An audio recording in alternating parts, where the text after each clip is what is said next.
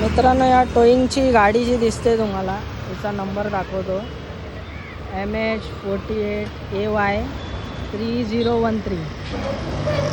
ते पाहू शकता गाडी नंबर MH48AY3013. ही वेस्टमध्ये गाडी असते. नो पार्किंगमध्ये गाडी उभी केली म्हणून सामान्य नागरिकांची बाईक जी आहे ती टो करून नेली जाते.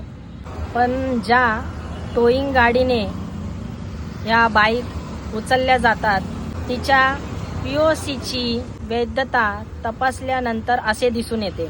आता आपण मित्रांनो कार इन्फो ॲप दिसतोय तुम्हाला, हा इथे आपण जाऊया कार इन्फोमध्ये. त्यानंतर आपण इकडे हे बघा, इथे दिसते तुम्हाला, इकडे त्या गाडीचा नंबर टाकूया. त्या गाडीचा नंबर होता, तुम्हाला दाखवतो मी आता, MH48AY3013. हे पाहू शकता गाडी नंबर MH48AY3013. आज त्या गाडीचा नंबर होता. त्याच्यानंतर व्हायकल डिटेल बघताय तुम्ही, याच्यावरती क्लिक करूया.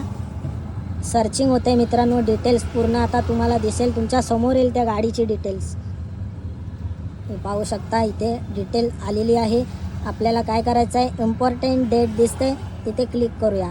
तुमच्या समोरच आहे पूर्ण, तुम्ही पाहू शकता. हे बघा, इन्शुरन्स 2027पर्यंत आहे, सोडून द्या. फिटनेस पण 2033पर्यंत आहे, ते सोडून द्या. त्यानंतर पोल्युशन अप टू म्हणजे POC. मित्रांनो, POC तुम्ही पाहू शकता 11 जून 2026. तुमच्या समोरच पूर्ण मी दाखवलेला आहे. गाडी नंबर परत वरती तुम्हाला दाखवतो बघा, MH48AY3013. त्याची डिटेल आहे बघा. POC 11 जून 2026 आणि आता ऑगस्ट महिना चालू आहे मित्रांनो, 8वा महिना, आणि जून म्हणजे 6वा महिना असतो. आणि हा आत्ताचा चालू आहे तो ऑगस्ट चालू आहे.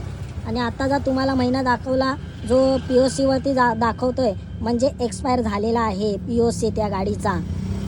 तर मित्रांनो, हेच म्हणणं आहे की सगळ्यांना, आपल्या सगळ्यांना जो नियम असतो समान असतो, सगळ्यांना नियम जो असतो समान असतो. मग असं का, इथे असं का करतात असं?